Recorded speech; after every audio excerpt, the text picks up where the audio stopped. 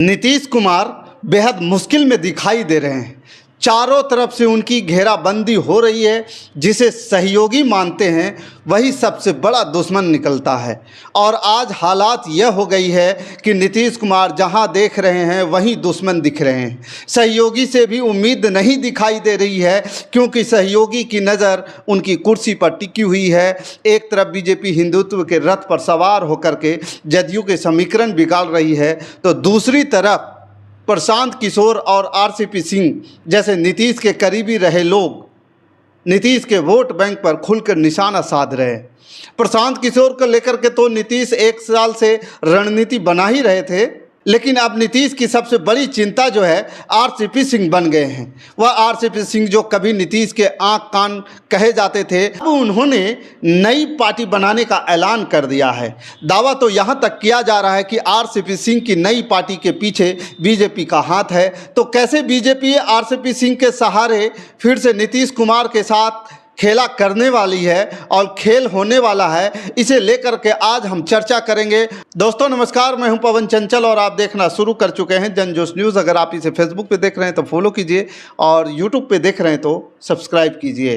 रामचंद्र प्रसाद सिंह यानी कि RCP Singh UP cadre के आईएएस रह चुके हैं। राजनीति में आने से पहले उनकी गिनती नीतीश के पसंदीदा अधिकारियों में होती थी और इसका कारण भी था आरसीपी सिंह का कुर्मी जाति का होना। नीतीश की भी कुर्मी जाति की रहे हैं। दूसरा, आरसीपी सिंह का जो जन्म है नालंदा जिले में हुआ था, यानी एक जाति और एक राज्य और एक ही जिला के लोग थे। और क्या चाहिए था, अधिकारी अपनी पसंद का मिल गया था। इसलिए नीतीश कुमार जहां भी गए आरसीपी सिंह को अपने साथ ले गए।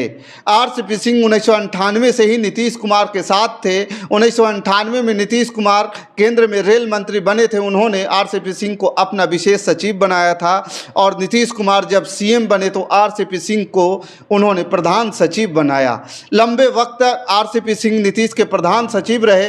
बाद में नीतीश के कहने पर साल 2010 में आईएएस से वो वीआरएस ले लिया और नीतीश ने भी तुरंत उन्हें राज्यसभा का टिकट दे दिया। साल 2016 में नीतीश कुमार ने उन्हें फिर से राज्यसभा के लिए मनोनीत किया। सिंह पर नीतीश का इतना भरोसा था कि दिसंबर 2020 में जब बिहार के सीएम ने जदयू के राष्ट्रीय अध्यक्ष के पद से इस्तीफा दिया तो उन्होंने पार्टी की कमान जो है आरसीपी सिंह को सौंप दी और यहीं से नीतीश और आरसीपी सिंह के रिश्ते बिगड़ना शुरू हो गया।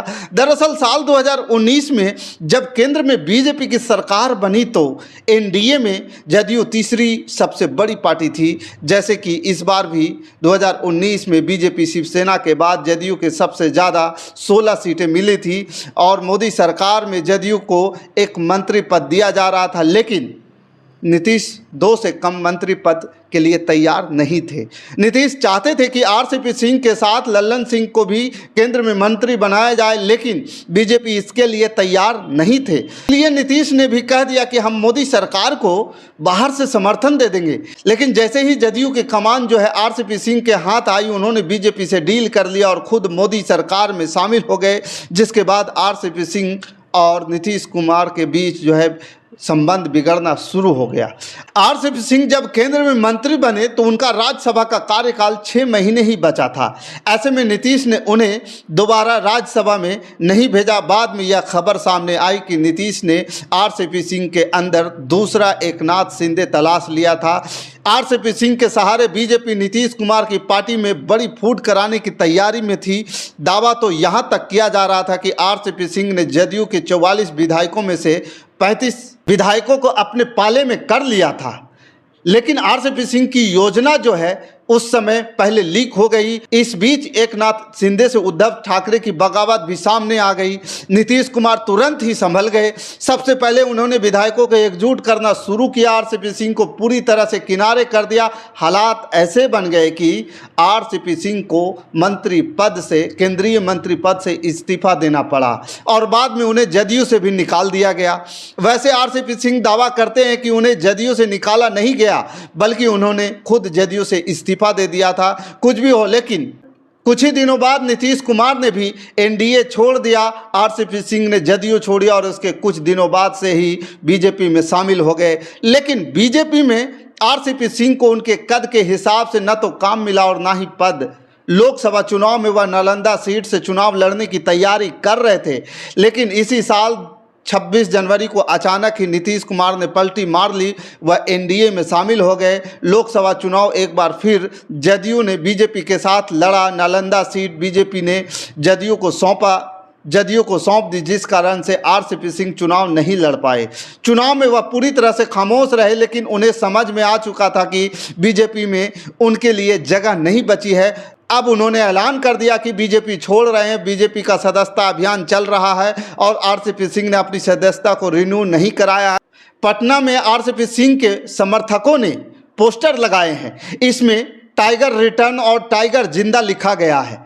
आरसीपी सिंह ने बीजेपी छोड़ने का ऐलान करते हुए कहा कि मैं अपनी बीजेपी सदस्यता को रिन्यू नहीं कराया है और सभी को मेरे इरादों को समझना चाहिए। मैं बहुत जल्द ही अपनी खुद की राजनीतिक पार्टी बनाऊंगा। बीजेपी को मेरे इरादे को समझना चाहिए। मैं खुद जल्द ही अपनी खुद की राजनीतिक पार्टी बनाऊंगा। मैंने बीजेपी के आला कमान से कहा था कि मेरे पास राजनीतिक संगठन चलाने का लंबा एक्सपीरियंस है, इसलिए उन्हें इसका इस्तेमाल पार्टी के फायदे के लिए करना चाहिए। लेकिन बीजेपी की शैली अलग है और मैं इसकी तारीफ करता हूं। अब आरसीपी सिंह ने अपना नया राजनीतिक दल बनाने का ऐलान कर दिया है। निशाने पर एक बार फिर से नीतीश कुमार है, क्योंकि आरसीपी सिंह के निशाने पर नीतीश कुमार का कुर्मी वोट है और आरसीपी सिंह को संगठन में काम करने का अनुभव है और वह नए मिशन में जुट गए हैं। आरसीपी सिंह कहा है कि नेता और जनता जिन्हें मुझ पर विश्वास था, अब उन्हीं हितों के साधने के लिए पार्टी जरूरी है। पार्टी बनाएंगे, फिर राज्य की जनता के बीच अपनी पार्टी के बैनर के साथ जाएंगे। वैसे यह भी कहा जा रहा है कि आरसीपी सिंह की पार्टी बनाने के पीछे जो है बीजेपी का दिमाग है। बीजेपी ने जिस तरह से चिराग पासवान को कमज़ोर किया, उनकी पार्टी में टूट करा दी, महाराष्ट्र में उद्धव ठाकरे के साथ खेल किया, उसी तरह से नीतीश के साथ भी खेल किया जाएगा और उस खेल की पूरी तैयारी हो रही है। आरसीपी सिंह के सहारे नीतीश को कमज़ोर किया जाएगा, जिससे विधानसभा चुनाव में सीट बंटवारे के समय नीतीश कुमार के दावे को कमज़ोर किया जा सके। भले ही आरसीपी सिंह कहे कि उन्हें बीजेपी का समर्थन नहीं मिल रहा है, बीजेपी नेताओं से अच्छे संबंध पहले भी थे और आज भी हैं, लेकिन राजनीति में बीजेपी हमारी विरोधी है। यह भी कह रहे हैं कि मेरी पार्टी सभी 243 सीटों पर जो है चुनाव लड़ेगी। बीजेपी के खिलाफ भी उम्मीदवार होंगे। 100 से 138 सीटों के उम्मीदवार लगभग फाइनल भी हो गए हैं, लेकिन पहले पंचायत स्तर तक संगठन खड़ा करने की उनको जिम्मेदारी दी गई है। चुनाव से पहले वह राज्य में 243 विधानसभा सीटों पर उम्मीदवार तय कर देंगे। आरसीपी सिंह के दावे एक तरह से 2020 में चिराग पासवान के दावों से मिलती जुलती ही दिखाई दे रही है। शुरुआत में चिराग संकेत दे रहे थे कि वह अलग चुनाव लड़ेंगे, सभी सीटों पर उम्मीदवार उतारने की तैयारी। बाद में बीजेपी को उन्होंने जो है वो कोबर दे दिया था। बीजेपी के खिलाफ उम्मीदवार नहीं उतारे, लेकिन जहां जहां जदयू के उम्मीदवार थे उनके साथ एलजेपी के उम्मीदवार जो है उतार दिए थे, जिसका नुकसान जदयू को हुआ था। और इस बार वह काम आरसीपी के सहारे बीजेपी करने की तैयारी में है। बीजेपी की रणनीति विधानसभा चुनाव से पहले ही साफ हो गई है। नीतीश कुमार को कमज़ोर करो और इसके लिए किसी की भी मदद ली जा सकती है। सहयोगी भी और विरोधी भी 2020 में बीजेपी के कुछ हद तक कामयाब रहे थे। नीतीश कुमार कमज़ोर हो गए थे, लेकिन एलजेपी को सिर्फ एक सीट मिल पाई थी एनडीए की। दूसरे सहयोगी दल भी अच्छा प्रदर्शन नहीं कर पाए थे।